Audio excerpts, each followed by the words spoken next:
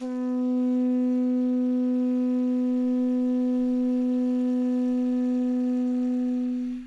kākou. I'm Kaʻiōpua Fyfe with the Kiwane Foundation, and very pleased to be here, seeing a lot of old friends, and hopeful that this gathering, this summit, is the beginning of a really meaningful coming together. I'm a director on the Kiwane Foundation.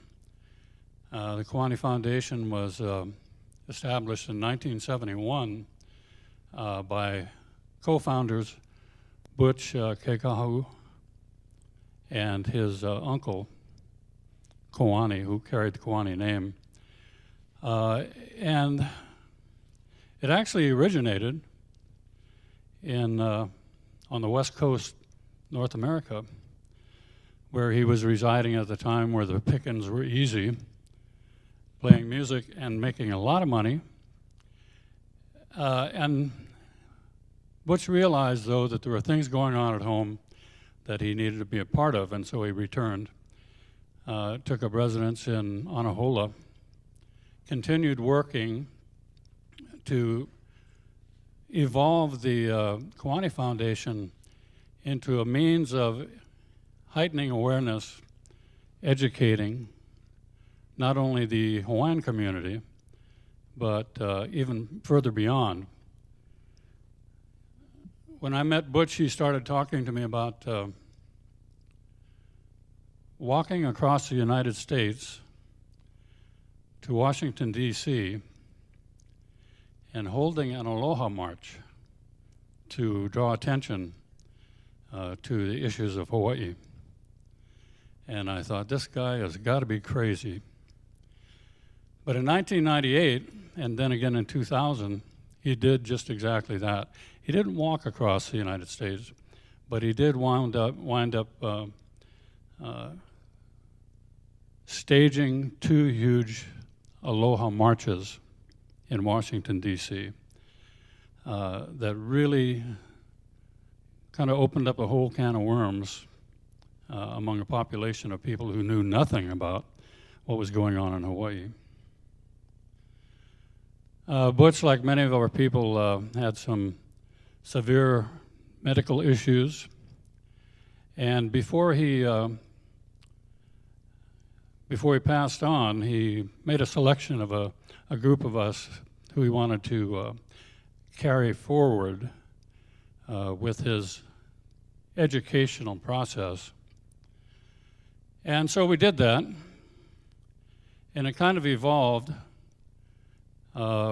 Actually, I guess after Butch's passing, our first major effort was to draw together people on all the different islands for what we called a kind of a consortium of Hawaiian activists, which really had 2 purposes. The first was we'd have a full day dedicated to people gathering in a facilitated manner to determine what we could agree on, not to concentrate on what the disagreements, but to look for the points that we could agree on.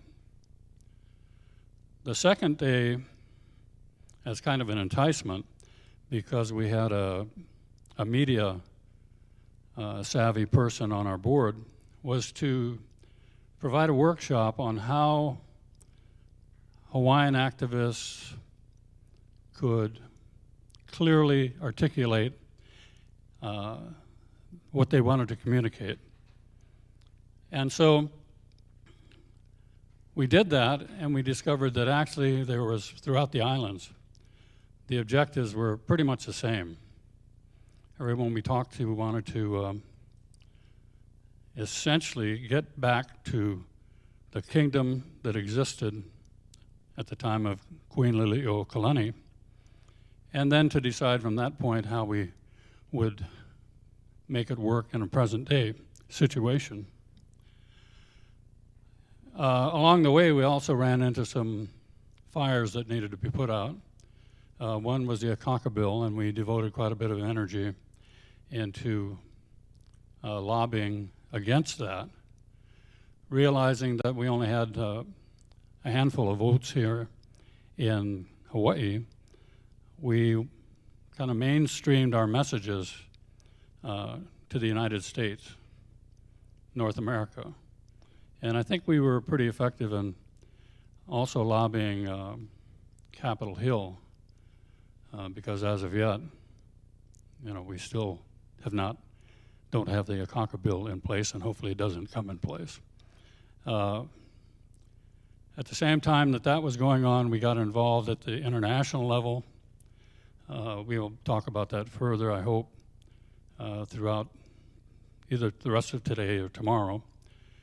But there have been mentions made of the laws, the legal aspects of our issues.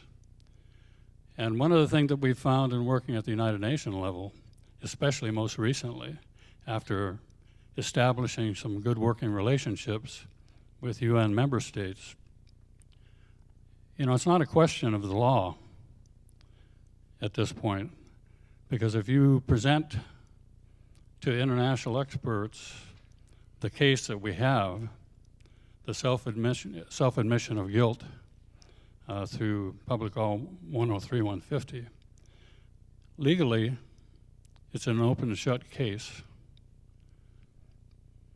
What we're looking at is a political situation.